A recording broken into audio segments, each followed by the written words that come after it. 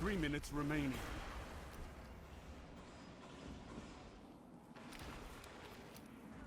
Enemy wants vengeance. Denied. Hey there everyone, welcome to my channel Ultrawide Gamer. Today I wanted to do a video about the new NVIDIA RTX 2080. I've seen quite a few videos about the RTX 2080 Ti and the RTX 2070, but I haven't seen much on the 2080, and more specifically I haven't seen much about ultra-wide formats using the 2080. So with my PC I have a resolution of 3440 by 1440. The monitor is an Asus Predator X34, so it has a refresh rate of 100 megahertz. So I wanted to do this video, capture some game footage, and show you what the 2080 is performing like. Also, previously I had a GTX 1070, and it was a good card. It had some decent performance, but I was looking for something a little bit of an upgrade, and these new RTX cards came out, and I'm a bit of a sucker for new technology. So I went out and got a 2080. I wasn't prepared to spend that big dollars on the Ti, and I wanted something now, so I didn't wait for the 2070. So that is why I have a 2080.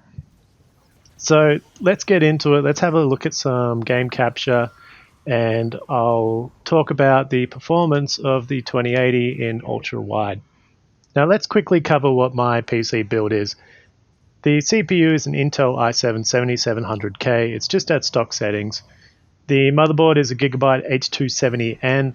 This is a mini ITX build. The GPU is an Asus RTX 2080 Turbo. The reason why I went with the Turbo is because it is the slimmer profile of the RTX cards, and because of my case, the mini ITX case, it needs very tight clearances, so it was the only card that was going to fit. The display, as I covered before, is an Asus Predator X34.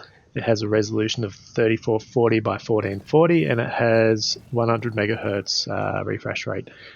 Currently, the RAM is Corsair 16 Gigabyte, the hard drive is a 500 Gigabyte SSD, Windows 10, and the case is a Fantex Evolve Shift X. Now, jumping into Destiny 2, all graphic settings are on the maximum. We're running ultra wide here, and in the top right hand corner, it's going to be hard to see, but the frame rates were sitting around the 70s to 90s. Now, compared to the 2070, I was usually getting around 60, 70, but the graphic settings were set between medium, high. So with the RTX, we are definitely getting a performance increase, and we're also getting maximum graphic fidelity as well. Jumping over to Battlefield 1, again, we have all settings on maximum, and in this case of the captured footage, I was actually in DirectX 12 mode. I was having issues with that where you might not see it in the video, but occasionally the game would pause and you'd just get killed because you can't turn around or whatever. I looked into that, and apparently it's a bit of an issue with Battlefield 1 and DirectX 12, so afterwards I dropped it back to DX11 and I didn't have that issue anymore. The frame rates for this in maximum settings on the RTX 2080 were in the 80s to 100s, so actually a bit better than Destiny 2. Compared to the 1070 and BF1, I actually had to have graphic settings of medium high again, and usually the frame rates were around 60 to 70, sometimes in the 80s.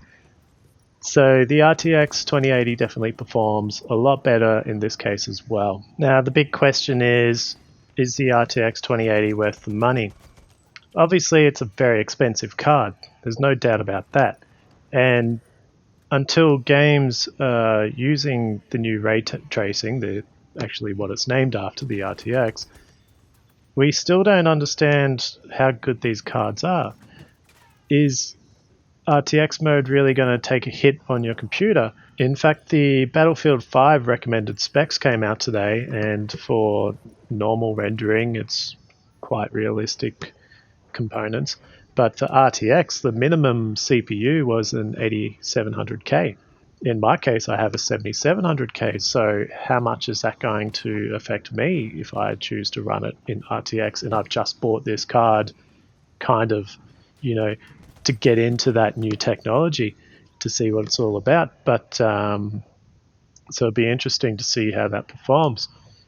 So it's hard to recommend to purchase this card right now, especially for those prices, and even for the TI, you're looking at spending way, way more for just that card.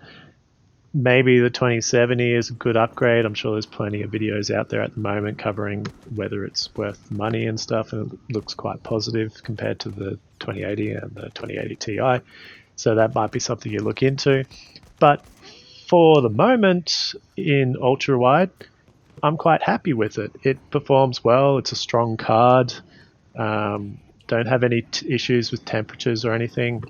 So I feel a bit burned by how much it cost me, but I still like that it's performing strong, and I look forward to the future in these cards as well. Anyway, I hope you enjoyed this video. If you liked it, please subscribe, like the video, click on the bell so you receive notifications when I make a new video. By you subscribing to me, it helps me realize that yes, people like this content, and I will be looking at making more. I have a new PC I'm about to build probably next week, so I'm going to try and cover that as well, in preparation mainly for Battlefield 5. Like I said before, to run RTX in Battlefield 5, it's a minimum of a 8700K, so I'll let you guess what I'm upgrading to. And comment below if you think you know what I'm going to build for the new computer. Anyway, please like and subscribe. I'll pump out some more content soon. I'll try and do a few more videos of other games on the current system to see how the performance is with the 7700 and the 2080. And then we can use that as a benchmark going forward into the new RTX revolution, whatever they want to call it. Anyway, thank you very much. I'll see you in the next video.